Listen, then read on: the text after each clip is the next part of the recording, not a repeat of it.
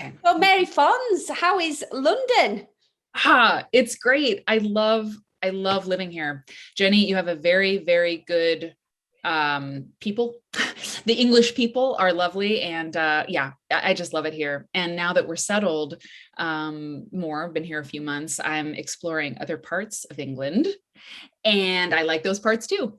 Well, I was very, very pleased that you took a train to Yorkshire. Not everybody makes it up to the north of England, but you came for a sleepover, didn't It you? was a sleepover, the first of many, Jenny. It was awesome. And your part of England, I mean, I had never been there, obviously.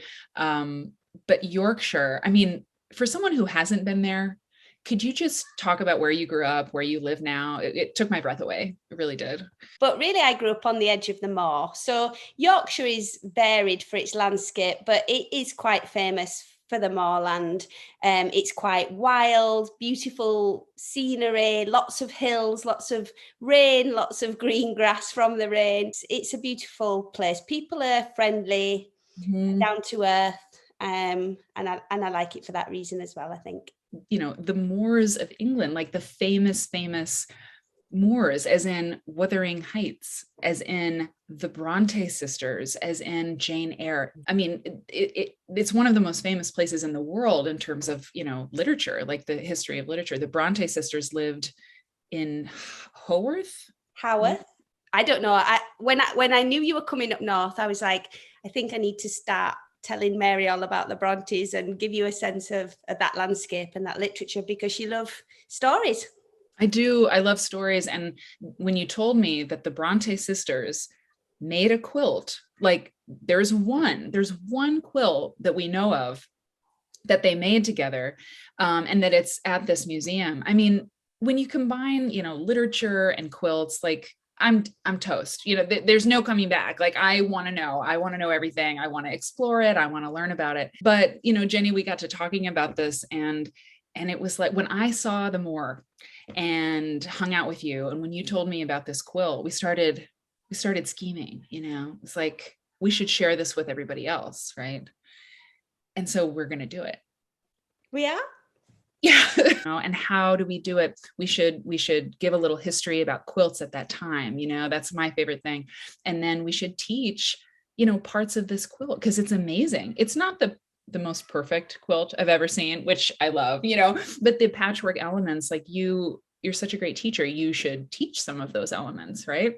Yeah, it's like I'd love to. So there's a replica in the museum, but the Yeah. original is there, so we can go see the original and all those fabrics that they used. Like different the silks and satins in there, isn't it? It's a really extraordinary quilt. Over 200 years old when they were sat around writing their books and novels, and then doing a bit of stitching and embroidery, and I don't know, just to try and capture the sense of that place and what they were up to at the time, and also like you're much better at me than quilt history. Like I love that idea of knowing more about that relationship of English paper piece quilts and then how that translated across into the US. And there's so much history between our nations and quilting, isn't there? So if you can go off and find out wonderful facts, which I know is your amazing skill, then that will be wonderful for me too, because I'll learn lots of new things. People should read the books. You've been reading the books. I have seen you in a London park in the sunshine with Jane Eyre.